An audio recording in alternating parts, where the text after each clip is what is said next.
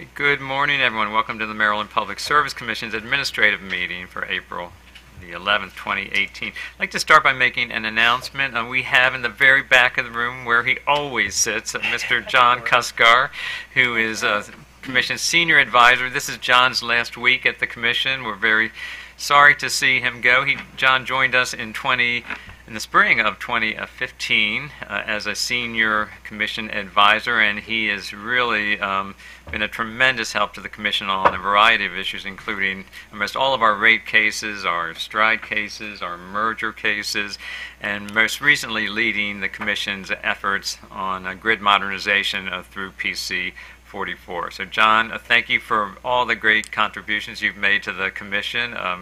You have been a tremendous help not only to me but to all of the commissioners here, and we are going to miss you. We wish you the best of luck in your new career. We're very happy that you're staying in state government, so we look forward to seeing you from time to time. So thanks again. Let me turn to my other fellow commissioners, see if they would like to add anything. Certainly, I definitely want to echo what the chairman said, and if is there something we can do now or say that talk you out of this, I guess, is really what I would like to add to that. But I've really appreciated all the support, the help, your dedication, and just your demeanor. I mean, sometimes when I have felt stress or concern, just the fact that you're calm, you're smiling, and you're happy, actually that's sometimes all I needed. So anyway, good luck in your future, and I hope you're not too far away, and that you'll give us your number, because I'll probably need to reach out from time to time. Yeah, thank you, Mr. Chairman. John, I'd like to wish you good luck. You've always been dependable for good advice, sound advice, knowing where I'm coming from or where I'm trying to get to, or what I can't articulate, but you help me very, very much do that. And for those of you who know, John and I reside at very different places on the political spectrum, philosophical spectrum, but I think we had a good rapport and a good working relationship, and that's very important, and that's a testament to your professionalism and your ability to do the job and get it done. And I certainly have appreciated it. I'm going to miss you very much. I did try to talk you out of it, but fell on deaf ears. So good luck, John. Oh, and good luck to the Buffalo Bills too in the future. Anything else? Oh, yes. Well, I didn't have the opportunity to work for long from the commissioner perspective with you, John, but certainly in OER I did, and I came to respect the fact that you have learned a lot in a very short period of time in this industry. This is not always the easiest industry to kind of get acclimated to, but you were very committed to it, and you were very focused on it. And so it was very easy to see how you were progressing very quickly. So I think we're losing a pretty good, a very strong investment. But at the same time, because you are staying in state government and you're going to certainly be involved in Maryland, Maryland as a whole is going to still benefit from your expertise and just wherever the star is that you will end up landing on. So congratulations.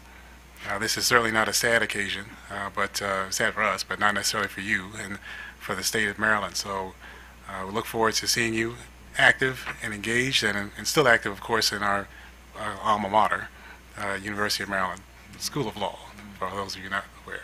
Thank you very much. John, I'll close by just saying thank you very much. I echo everything all my colleagues have said. Thank you for all your help. I wish you the absolute best in your new endeavors, and I hope you have a great time with that. Thank you again. Great, thanks, John.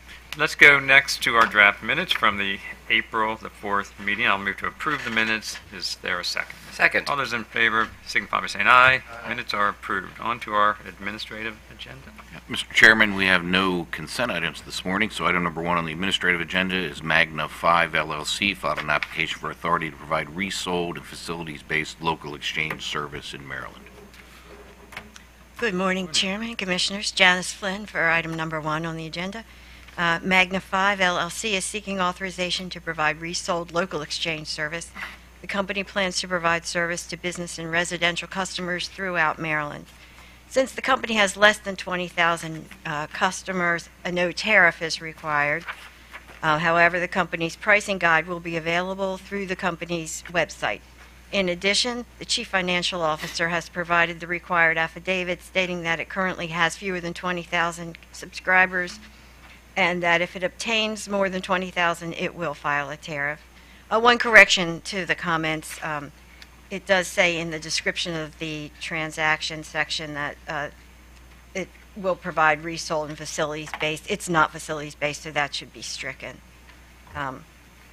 With that correction, staff recommends that the Commission grant the requested authority and grant the requested waiver of COMAR regulations as listed in Waiver Group C of the application. Thank you. Any questions for staff? If not, do we have a motion? Yes, Mr. Chairman.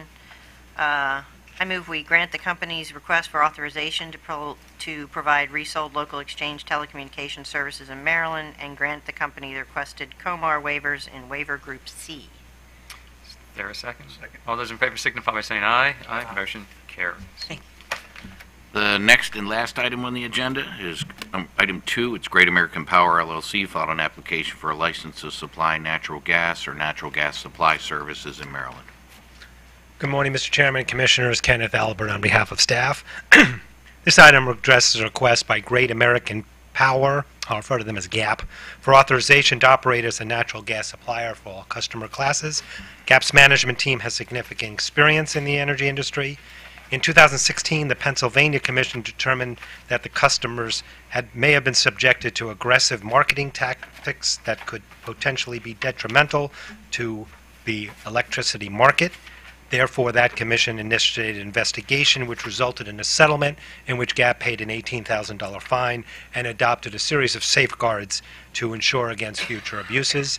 In Exhibit 22B of their application, they include a statement of the safeguards they do use, including monitoring their telephone solicitations by their agents to ensure that no inaccurate representations are made.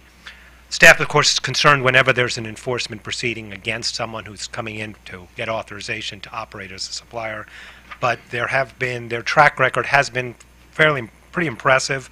There have only been 3 complaints against them in Maryland over the past year, 2 unauthorized enrollments and 1 unauthorized renewal. And there's been no complaints against them over the past 2 years in the other 2 states they're in, Pennsylvania and Ohio. We believe this suggests that they are operating now in a responsible manner. Therefore, staff recommends that the Commission authorize GAP to operate as a natural gas supplier with the conditions recommended by staff.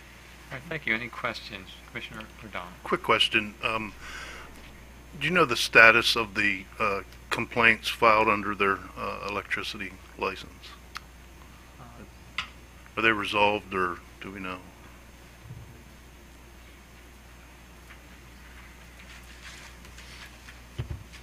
Can we check 1 minute on our papers here? We may have that.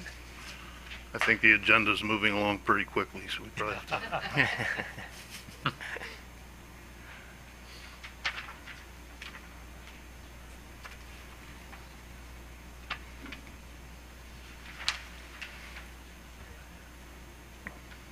We're looking at the document we received from OER. It does not seem to indicate that the resolution of those 3 complaints. Fair enough.